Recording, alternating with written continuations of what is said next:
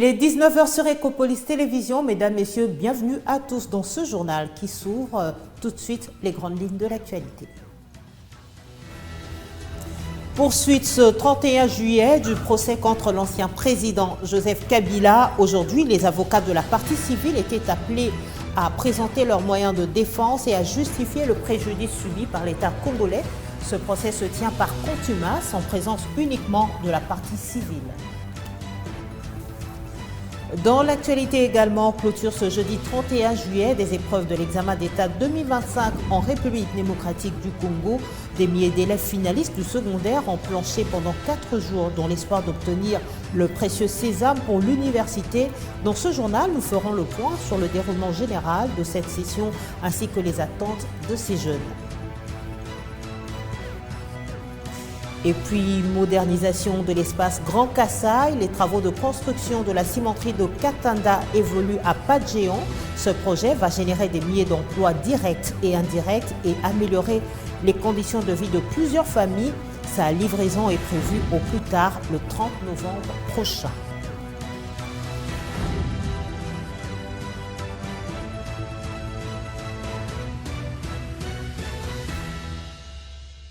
Le rideau est tombé ce 31 juillet 2025 sur la 58e édition de l'examen d'État en République démocratique du Congo. Des milliers d'élèves du secondaire à travers le pays ont achevé ces épreuves qui détermineront leur passage à l'enseignement supérieur. Nos reporters sont allés à la rencontre de quelques élèves finalistes pour recueillir leurs impressions. On les écoute au micro de Christian Mukendi et Fleuris Katamba. L'organisation s'est très bien passée et puis il y avait une bonne organisation en fait. Tout s'est passé dans le calme. En tout cas, de mon cas, tout s'est bien passé. L'examen s'est bien passé, on a prouvé de quoi on était capable et on a démontré nos talents. Tout s'est passé dans le calme. En tout cas, je remercie mes amis par rapport à l'organisation de notre école. Nous avons très bien fait l'examen. Nous remercions aussi le professeur de nous avoir bien enseigné, bien formé pour avoir à répondre aux questions. Merci à l'école Chaoum aussi pour leur organisation. Nous vous remercions très bien. Merci. J'aimerais bien remercier d'abord notre école pour l'encadrement. Nous sommes venus au centre, nous nous sommes retrouvés par rapport à ce qu'on nous avait enseigné. J'aimerais d'abord les remercier. Et puis par rapport à l'organisation du centre, ça s'est très bien passé. On nous a vraiment mis à l'aise. C'était très bien. Et j'aimerais vraiment les remercier. Juste pour remercier d'abord mon école pour l'encadrement, pour tout ce qu'ils nous ont enseigné. Nous sommes retrouvés, nous avons donné le meilleur de nous. Et nous attendons au bon résultat. Merci à l'école Chaoumba pour l'organisation, la manière dont ils nous ont accueillis, toute leur organisation. Je remercie. J'aimerais bien remercier mon école par rapport à leur encadrement. Ils nous ont bien encadrés. À ce que nous ont enseigné, je me suis vraiment retrouvée. Je dis aussi merci à notre centre, le lycée Monseigneur Chaoumba, parce qu'on nous a bien encadrés et l'accueillement était vraiment très bien. Chaque année, l'examen d'État est un moment charnière pour des milliers de jeunes Congolais. À Kinshasa, cette édition 2025 ne fait pas exception et l'effervescence est palpable aux abords de centres d'examen. Mais au-delà des révisions de dernière minute et du stress des épreuves, un élément saute aux yeux, le style vestimentaire de ces finalistes. Si certains optent pour la sobriété et la rigueur de l'uniforme scolaire, d'autres par contre n'hésitent pas à affirmer leur personnalité. Certains analystes ont réagi en rapport avec ce sujet. Suivez. Alors que les épreuves de l'examen d'État, session ordinaire 2024-2025, ont débuté le lundi 28 juillet sur toute l'étendue de la République démocratique du Congo, un sujet inattendu fait polémique à Kinshasa, l'accoutrement des finalistes. Dans plusieurs centres de passation de la capitale, un constat préoccupant s'impose. Nombre de filles se présentent habillées de manière jugée indécente, parfois à moitié nues. Tandis que les garçons arborent des tenues de style fashion, souvent avec pantalons taille basse et accessoires ostentatoires.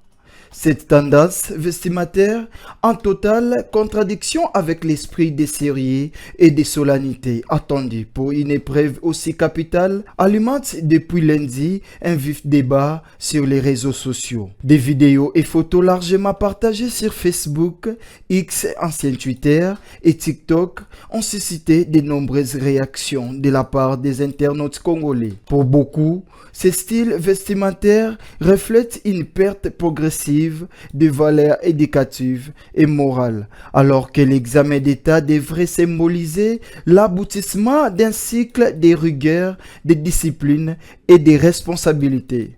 Alors que les épreuves se poursuivent jusqu'à la fin de la semaine, des voix s'élèvent pour appeler à une prise de conscience collective, celle de rappeler aux élèves et aux encadreurs scolaires que l'éducation ne se limite pas à l'intellect, mais inclut aussi les valeurs, la tenue et le respect du cadre académique. Parlons justice dans ce journal, je l'annonçais en titre, plus qu'une affaire d'État, le procès contre l'ancien président de la République, Joseph Kabila, retient l'attention de tout un peuple ce jeudi à la haute cour militaire. La deuxième audience a bien vécu sans surprise à l'absence du prévenu, préoccupé à sauver les terroristes du 1-23 à Goma, dont le Nord Kivu.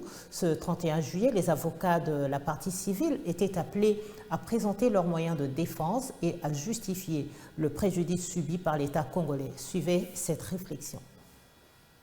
Ce qui était chimérique hier est devenu réalité à la haute cour militaire. Deuxième audition dans l'affaire qui retient les conversations des Congolais.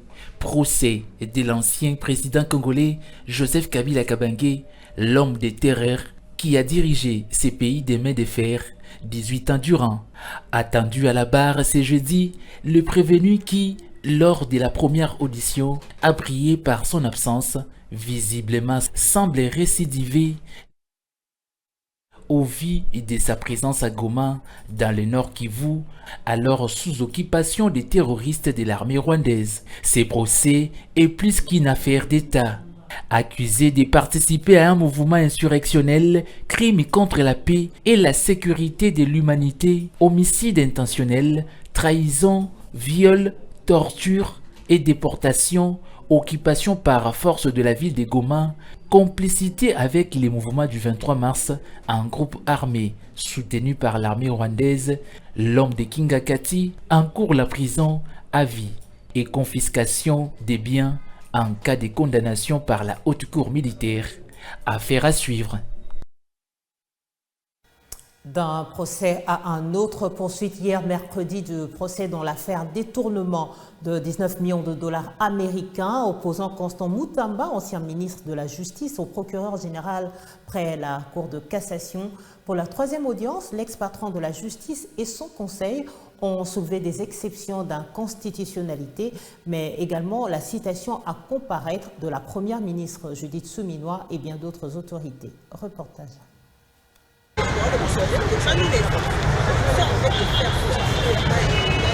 Troisième jour de la semaine et troisième rang judiciaire pour l'ancien ministre d'État en charge de la justice, Constant Mutamba, face au procureur général près la Cour de cassation. Pour la partie défenderesse, leur client a déposé 2 requêtes en inconstitutionnalité devant la Cour constitutionnelle, dont la première dirigée contre les décisions prises par l'Assemblée nationale autorisant au procureur général près la Cour de cassation de procéder à l'instruction et aux poursuites à charge contre Constant Mutamba, et la seconde contre la décision de la Cour rejetant toutes les exceptions qui avaient été soulevées et par l'accusé. Ces décisions violent la Constitution parce qu'elles ont été votées à main levée à la place des bulletins secrets comme les prévoit la Constitution.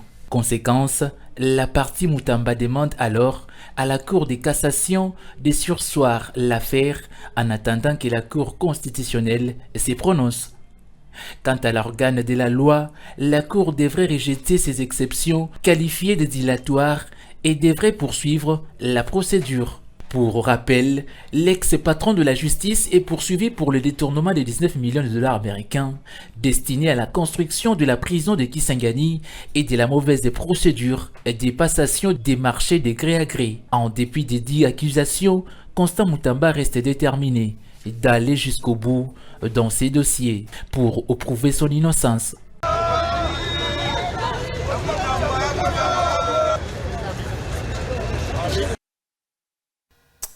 L'inspection générale des finances dispose désormais de ses propres cachets secs officiels. Une délégation du ministère de la Justice et Garde des Sceaux a procédé mardi dernier à la remise formelle de ces sceaux au nouveau chef de service de l'IGF, Christophe Bitassimwa Bailly.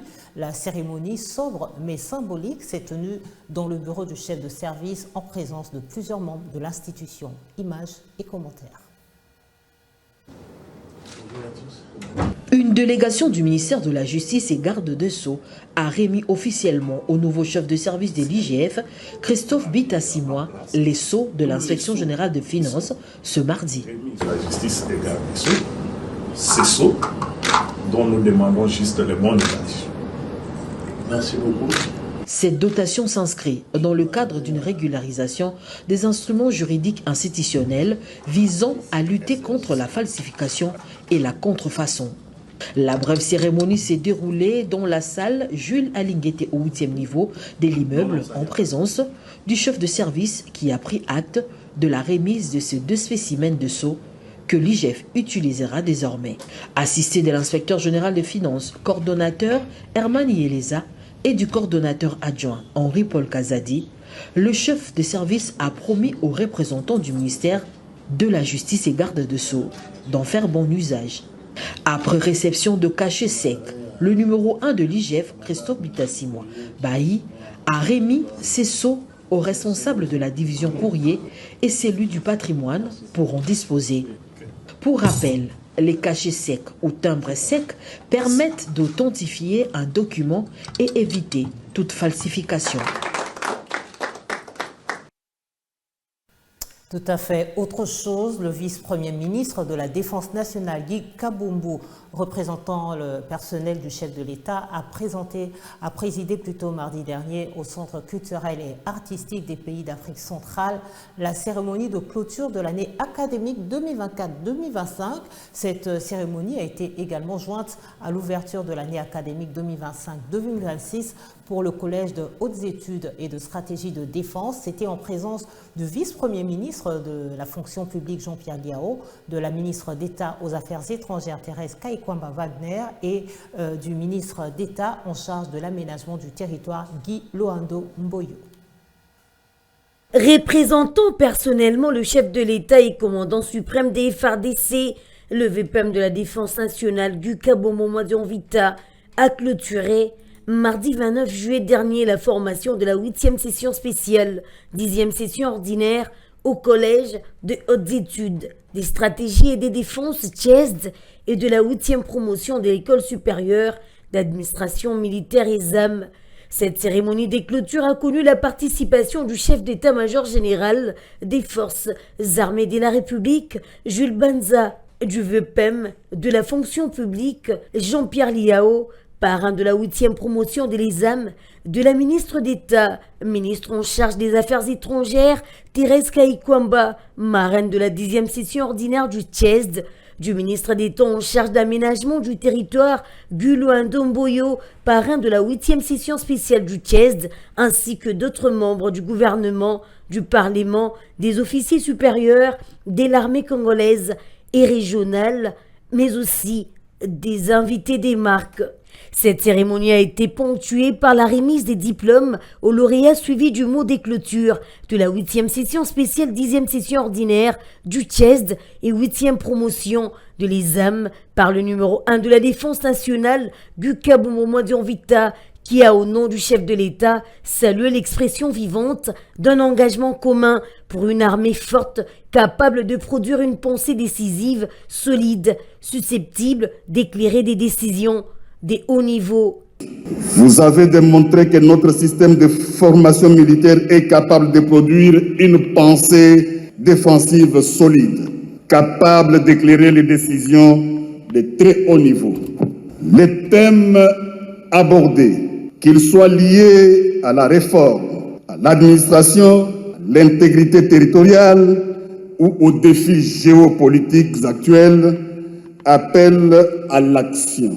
Cette cérémonie des grandes envergures a été soldée par la signature du livre d'or. Ouvrons le chapitre infrastructure avec la cimenterie de Katanda dans le Kasaï oriental, située à Kabwa, à 15 km de Mbujimaï. Dans le territoire de Katanda, la construction de cette cimenterie avance conformément au planning. La livraison de ce projet est prévue pour le 30 novembre 2025. C'est le but de la visite mercredi dernier sur le chantier du chargé de mission du chef de l'État, Aristote Mutombo. Il est allé s'enquérir de l'état d'avancement des dits travaux. Construire au Kasaï est un véritable casse-tête en raison du coût élevé de matériaux, plus particulièrement le ciment. Y construire une belle maison en vaudrait 2 ou 3 à Kinshasa. Connaissant cette réalité, le chargé des missions du chef de l'État pour la province du Kasaï oriental, Aristote Mutombo, est allé s'enquérir de l'évolution des travaux de la cimenterie de Katanda, devant pallier à cette difficulté dans les prochains jours. Initialement prévue en novembre 2025, la production du ciment de Katanda interviendra entre janvier et février 2026, ce changement étant causé par l'acheminement tardif de certains matériaux nécessaires sur le lieu. Poursuivant son séjour en Mbujimaï, Aristote Mutombo a visité le chantier de l'université officielle de Mbujimaï, UEM en sigle. Impressionné par la qualité du travail et le majestueux bâtiment érigé, le chargé des missions du chef de l'État s'est retenu de tout commentaire, attendant que le président de la République vienne lui-même admirer les merveilles qu'il est en train de faire en faveur du Kasaï oriental. D'un chantier à un autre, le gouverneur intérimaire du Haut-Katanga, Martin Kazembe, a effectué mardi dernier une visite d'inspection des travaux de modernisation de la voirie urbaine de Likasi à 126 km de Lubumbashi. Il était question d'insuffler un nouveau souffle aux infrastructures du Haut-Katanga.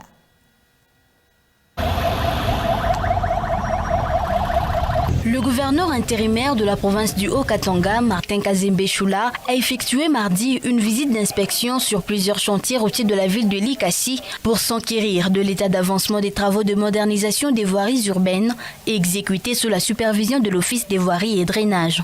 La tournée a débuté par l'avenue Hippodrome au quartier Golf, en passant par l'avenue Rideau Bleu où les travaux sont déjà très avancés selon les explications fournies sur place par l'ingénieur Marc Moleka, chef des brigades urbaines de l'OVD. Le gouverneur s'est ensuite rendu à Chitoro où il a inspecté les travaux sur l'avenue Sankoro, traversant le quartier UCS jusqu'à l'avenue Lucafon.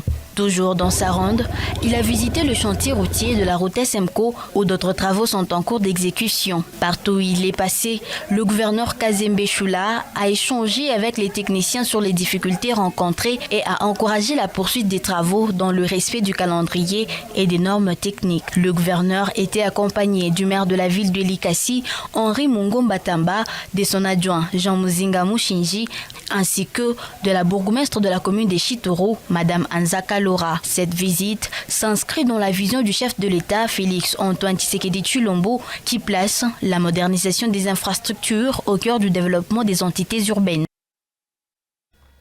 Et pour finir, à Kinshasa, le directeur général de l'Office des routes, Janoki Kangala Ngoï, accompagné des membres de son cabinet, a procédé mercredi dernier à l'évaluation des travaux de réhabilitation et modernisation de la voirie de Kinshasa. L'objectif est de motiver les équipes sur terrain, mais également finaliser le rapport à soumettre auprès du ministre d'État aux infrastructures pour plus de célérité. Suivez. Des travaux de la correction de la chaussée, entendez le recyclage de l'ancien asphalte, au bétonnage de la route, en passant par la stabilisation du sol et la pose de l'enrobé, rien n'a été oublié. Ici, presque tout était détruit, surtout avec le sable et les détritus qui sont charris par les eaux de pluie en provenance de la colline de l'avenue Université. L'objectif final de l'Office des routes est que les tronçons travaillés relient Rond-Point Ngaba au triangle de l'Unikin, comme l'explique le directeur provincial Kitukila, mais aussi la fluidité sur le plan du trafic et la circulation des paisibles citoyens. Pour préserver les ouvrages de drainage, le numéro 1 de l'Office des routes, le professeur Janoki Kangala, n'a pas manqué l'occasion de mettre en garde tous ceux qui vendent le long de la chaussée, non seulement parce qu'ils s'exposent aux dangers multiples, mais aussi et surtout parce qu'ils déversent des saletés dans les caniveaux avec toutes les conséquences qui en découlent. Pire, ces vendeurs vont jusqu'à déplacer les grillages métalliques posés pour couvrir les caniveaux.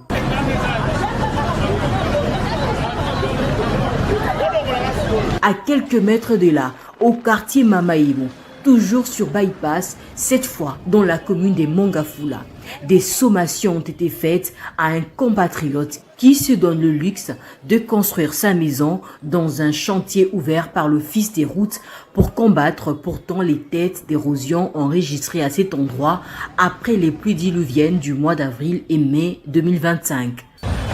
En remontant l'avenue Sefou, pour atteindre la place Échangeur, c'est un autre chantier de l'Office des routes qui tourne en plein régime. Dans ce site, c'est la construction d'un grand caniveau pour bien charrier les eaux de pluie. Ajoutez à cela l'installation de l'éclairage public. Seulement voilà, comme ailleurs, ces travaux font face à plusieurs problèmes découlant du comportement peu orthodoxe des fils et filles de la capitale. Tenez, ces camions sont en stationnement en ces lieux depuis plusieurs années déjà. Et comme si cela ne suffisait pas, d'autres compatriotes font tourner sans être inquiétés sur l'avenue des garages et autres business. Pire, alors que l'Office des routes est en plein chantier, un tenancier d'un bistrot s'est permis de transformer les caniveaux de l'office en dépôt des boissons, d'où l'indignation du directeur général Janoki Kangala. D'un district à un autre, l'infatigable Janoki Kangala et toute sa suite ont bouclé la boucle au pied du seau de mouton de Débonhomme.